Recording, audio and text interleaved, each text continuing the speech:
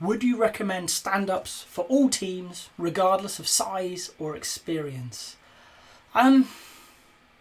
Stand-up, maybe not. But what's the purpose of a stand-up or a daily scrum? Is to get the team together to think about what's important to achieve in the next 24 hours. I'd often say today, but if it's at the end of the day, it'll be about tomorrow. So what's important for the next 24 hours? How do we reconstitute to achieve that?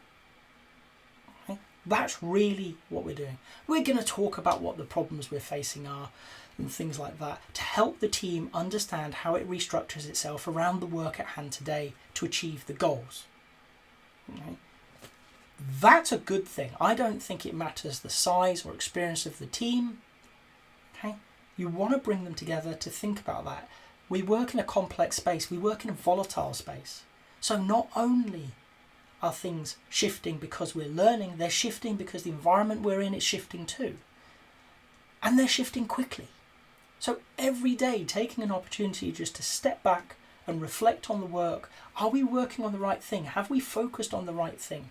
It was correct yesterday, but is it still correct today? Taking that opportunity to realign, readjust, and move forwards with intent is incredibly important regardless of the team's size or experience. Now, does it have to be a stand-up? Okay? Does it have to be a daily scrum? No. Okay. A daily scrum is 15 minutes, time-boxed, for the developers to come together to answer those questions about how are we working together, how do we intend to achieve this goal, what's in our way of achieving it maybe. Does it have to be that? No. If you've only got 2 people, not really a team I would say, but if you've only got a couple of people, you don't need to have that level of discipline, that level of rigour. They may want it, and there's nothing wrong with that, but it might be a 5-minute chat over a coffee at the start of the day. What's important today? What are we going to work on? Well, I'm going to do this, you're going to do that, let's catch up in a couple of hours. That's fine, it doesn't have to be formal or anything like that.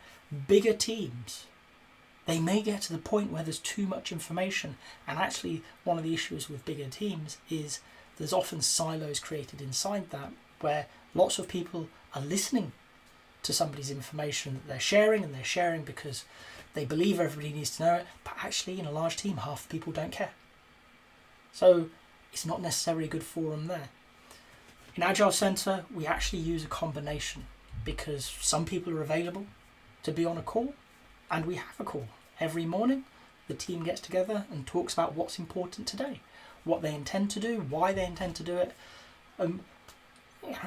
They align. It's called an alignment call. Okay, but we also have every day a Slack message that goes out reminding people just to say, because they may not make that call, or they may not want to do for a myriad of reasons, and that's okay. But we have lots of opportunities to let people know what they're working on. We work in an open, transparent way so that as a company we can realign every day. And for us it's incredibly important. We're a small organisation that has to rapidly shift what it's focusing on based on customer needs, based on the economic realities that we live in today. And I think any team, any organisation would benefit from that type of thinking. Just taking a little bit of time out every day to ensure what you're working on now is the most important thing you could be today. If you've got to this point in the video, I hope you've enjoyed it. If so, a like would be appreciated. If you want to hear more from me, more answers to questions that maybe you've got in the Agile world, please subscribe to the channel.